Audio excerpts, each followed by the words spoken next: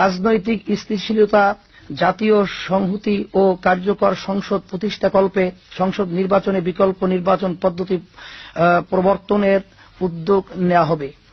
এ লক্ষ্যে আমাদের বিকল্প প্রস্তাবনা হল, জাতীয় নির্বাচন হবে দলভিত্তিক, ব্যক্তিভিত্তিক নয়।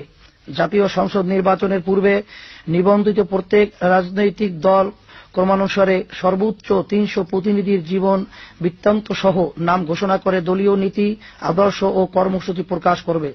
দলগুলো তাদের মোট প্রাপ্ত ভোটের আনুপাতিক হারে সংসদে আসন পাবে। সংসদে আসন প্রাপ্ত দলগুলো পূর্ব ঘোষিত ৩০০ জন প্রার্থীর মধ্যে থেকে ক্রমানুসারে সংসদ সদস্য হিসাবে মনোনীত করবে।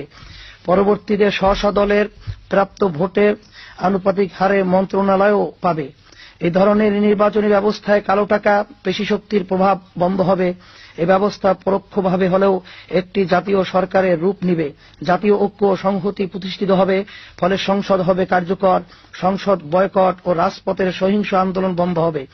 সংসদের ভিতরে ও বাহিরে একটি শান্তি সৌহার্দ্যের পরিবেশ সৃষ্টি হবে। সংসদে মেধা যোগ্যতার প্রতিযোগিতা হবে। রাজনৈতিক দলের নেতৃত্বে যাতে দেশ বিরোধী ও সমাজ বিরোধীরা আসতে না পারে এবং রাজনৈতিক দলের নির্বাচনী ইশতেহার যাতে বাস্তবতা বিবর্জিত ফাঁকা বুলিতে পরিণত না হয়, তা যাচাইয়ের জন্য রাজনৈতিক ও সাংবিধানিক কমিশন গঠন করা হবে। প্রিয় দেশবাসী, ইসলামী আন্দোলন বাংলাদেশ সন্ত্রাস ও দুর্নীতির মতো জাতীয় গজব থেকে দেশ ও দেশের জনগণকে বাঁচাতে শুধু দমন নয়, বরং সন্ত্রাস ও দুর্নীতি নির্মূলে কার্যকর ব্যবস্থা গ্রহণ করবে। সার্বিক কল্যাণ প্রতিষ্ঠায় ধর্ম ও রাজনীতির সমন্বয় ঘটানো হবে। মানবাধিকার সুনিশ্চিত করতে ন্যায়ের শাসন প্রতিষ্ঠা করা হবে। শিক্ষাকে আমরা সর্বোচ্চ গুরুত্ব দেব। একটি আলোকিত ও উন্নত জাতি হিসাবে বিশ্বে সগৌরবে মাথা উঁচু করে দাঁড়াতে হলে জ্ঞান, বিজ্ঞান ও শিক্ষার কোনো বিকল্প নেই।